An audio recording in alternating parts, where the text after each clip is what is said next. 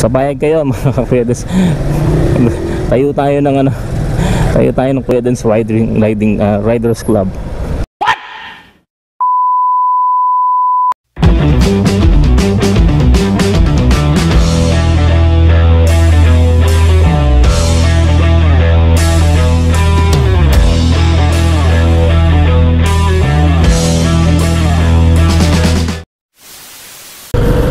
So magandang umaga again, part 2. Bakit part 2? Nagbibideo na ako kanina at hindi pa ako nakakalayo nang may nararamdaman ako sa aking pantalon na ang aking pantalon ay wala yung wallet ko. So dinami-dami nang pwede maiwan wallet pa. Ayan, kaya bumalik ako. Kaya ewan ko kung i-upload ko pa yung una kong video, pero hindi na siguro. Ano ba naman? So binalikan ko yung wallet ko kasi wala akong pang gasolina pag nagkataon. And hindi pa naman ako nalalayo. Siguro nandito pa lang din ako along sa daanan na to. Well anyways, this is another ride vlog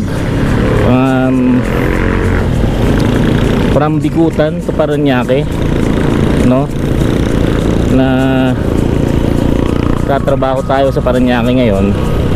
So sabi ko nga dun sa mga nauna kong ride vlog ay isawa na ako mag-commute. Sila, halos lahat ng mga pinupuntahan ito nakaraang commute. Ang hirap mag-commute ngayon. Akala nyo ba pagkadali-dali mag-commute ngayon? Nung nagko-commute pa ako, sabi ko nga sa kwento ko, ulitin ko lang ngayon, na mahigit 1 oras ang biyahe ko para lang makapasok sa trabaho.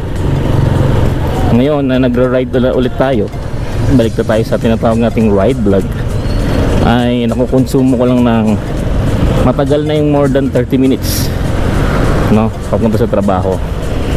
At Friday ngayon is, speaking of Friday, alam natin pag Friday, sabi nga ng mga iba pang mga ano natin, mga kakilalang nagdadrive din, Friday is somewhat traffic day.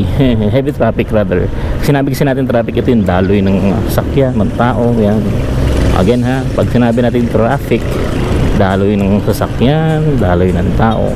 So kapag ka medyo masikip ang daloy ng trapiko, daloy ng trapiko, parang masikip ang daloy ng sasakyan, it's a heavy traffic, yan.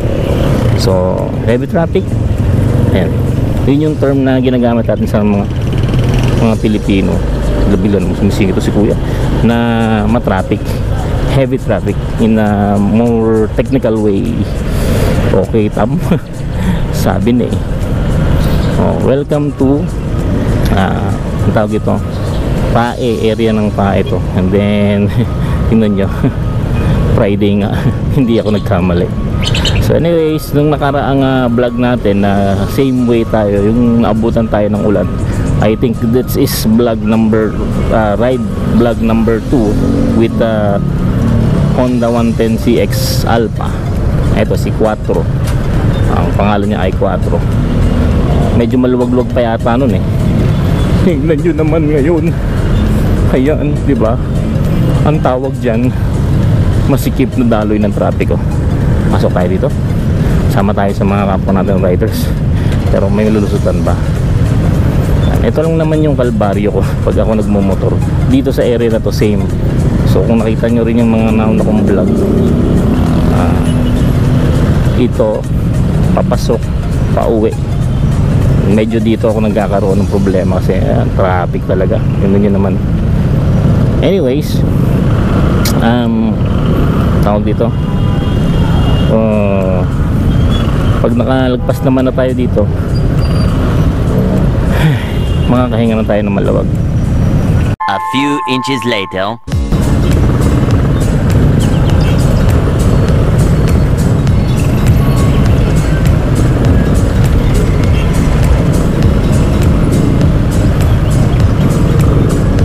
One eternity later.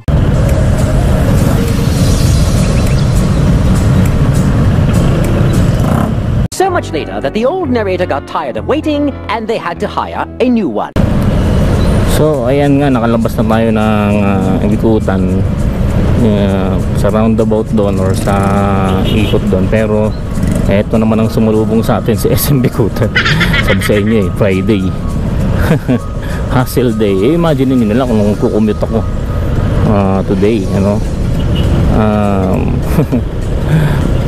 ang grabe, ang lala. Pero at least sumaandar, hindi stuck. Mas mahirap naman kung stuck yan.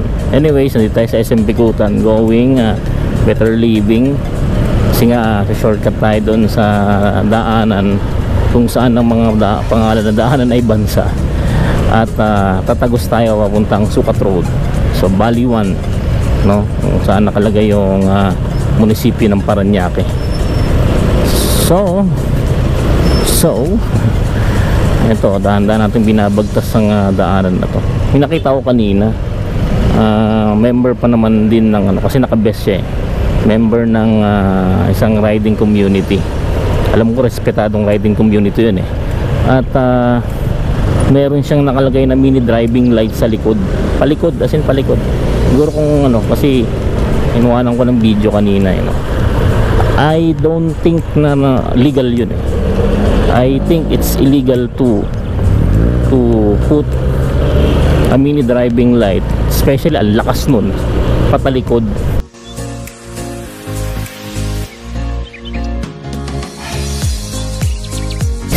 Anyways, okay. Shout out sa mga kapwa ko rider, huwag ganoon Brad, sunod tayo sa batas. Tapos siyempre nakabandera yung riding community nyo, so wow, Royal Enfield, so matatarnish yung grupo ninyo kasi diba. Anyways, isa pa yan, may isang mambabatas daw na gusto isa batas na kapag rider ka ay dapat member ka ng riding club at hindi ka makakapag-rehistro kung hindi ka member ng riding club. What? Kaming mga rider, okay naman yun sumali ka sa riding kung una may pambayad ka, pangalawa ay may time ka. Sa mga katulad kung naghahanap buhay ng 5 days week and pamilya time sa weekends, Royal Enfield, ganda, angas pre, yes, sana all. Balik tayo sa sinasabi ko, 5 days ka nagtatrabaho, 2 days weekend mo, week off mo, family time pa, wala ka ng time para sumali sa mga ganong grupo. Tapos gagawin nung babatang itong batas siya para bago ka makapag-rehistro. Mukhang kailangan ng review nitong mga gumagawa ng batas na to. Kaya dati sabi ko dapat kapag nag-apply ka as lawmaker, may board exam ka rin, may qualifying exam para malaman kung anong alam mo sa paggawa ng batas. Wala na siya. Natutuwa kasi ako dun sa nakita kong motor talaga kanina, may mini driving light sa likod. Ayos, kagaling. A few inches later. Kaya naisip ko dapat yung mga lawmaker meron silang qualifying exam bago sila maging mabatas. Muna kung ano yung alam nila sa paggawa ng batas, yung may maisip lang, bago ka makapag-rehistro ng motor mo kailangan may riders club ka. Tatayo ako, Kuya Dance Riders Club. What? Gagawin lang natin ganito, pagpapasok magbablog, walang meeting, online meeting tayo lang. Maniningil ka ba ng ng fee? Donation na lang. Tapos saan tayo? Araw-araw tayo ng mga meron tayo laging meron tayong quarterly exam. Teacher. Ano yung quarterly exam natin? Mga batas trapiko, mga signage. Tingnan natin kung kabisado mo. Kuya, pupunta ka pala ng kaliwa, nandiyan ka sa kanan. O tingnan mo yun, di ba? Pasalihin natin sa Kuya Dance Riders Club. Isang gala. Ano naman po naiisip ng ating mga mababatas. Thank you po. Sinayon sana tayo ni ate. Ayan. So, shoutout po sa mga magigiting nating traffic enforcer na nag-guide sa mga driver sa daan. Ayan. Salamat sa pag-guide. Bas muna tayo. Hindi naman illegal lumabas sa lane kapag kaganyan. Bihira. Tingnan mo to. Ang pinagbabawal na linya, wag kang pupunta sa kanan din. So, ayan. Ayan. I-lecture natin yon sa ating Kuya Dance Riders Club. Lagi ko nga itong isasama sa vlog, Kuya Dance Riders Club. Lagi tayo mag-lecture ng kalsada. Ayan, di ba? So motorcycle lane tayo. Sige, tawid. Kahit bawal kayo dito sa National Road. Ay nako, natutuwa ako sa idea, Motorcycle Riders Club. Boy kuya, ba't nandito ka sa motorcycle lane?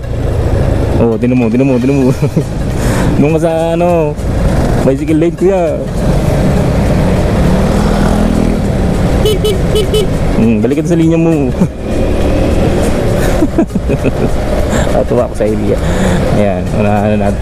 So ako po ay pupunta na sa kaliwa. Baka sabihin nyo, ba't lumabas ka ng ng motorcycle lane? Ako po ay pupunta ng kaliwa. Magla-left turn na ako, kaya dito na ako dahil medyo matraffic, mahirap sumingit-singit na dyan mamaya.